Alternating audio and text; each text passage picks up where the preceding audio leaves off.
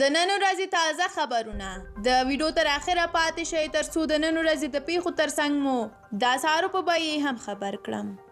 اروپایي ټولنه د افغانستان لپاره د اروپایي ټولنې استازي انډریس وان برانډ په کندوز ولایت کې د یو جومات په لمونځ کوونکو چاودنه غندلې ده او د بېګناه خلکو او د اسلام د سپېڅلي دین پر وړاندې یو ناوړه جنایت بللی دی.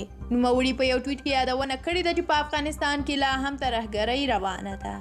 خوست د خوست والي محمد نبی پرون رسنیو ته وویل چې په دې ولایت کې د ځانګړو عملیاتو پر مهال د داعش اسلامي ډلې 14 غړي چې په خوست ښار کې د لویو بریدونو پلان درلود نیولي او د هغه په خبره یادو کسانو په خپلو جرمونو اعتراف هم کړی دی.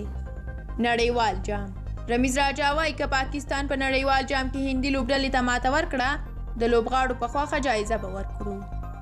او د اسلامي امارت د ځینو لوړپوړو چارواکو قطر ته د سفر جوخت د امریکا د بهرنیو چارو وزارت او ځینې لوړپوړي پلاوي قطر ته رسیدلي دي او تمه کیږي چې د دوی ترمنځ لویه غونډه دایره شي.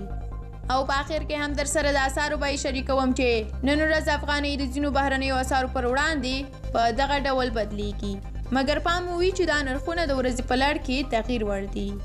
یو امریکایي ډالر 9.8 افغانۍ، یو یورو 103 افغانۍ، یو انګلیسي پاوند 120.7 افغانۍ، یو استرالیایي ډالر 3.50 افغانۍ، یو کاناډایي ډالر 80.40 افغانۍ، یو سویسي فرانک 94.10 افغانۍ، یو سعودي ریال 3.40 افغانۍ، یو ترکي لیره 10.10 افغانۍ، یو د اماراتو درهم 3.90 افغانۍ، زر هندي روپۍ 100 افغانۍ، زر پاکستانی روپۍ 500 افغانۍ او زر ایرانی تومن 3.10 افغانۍ.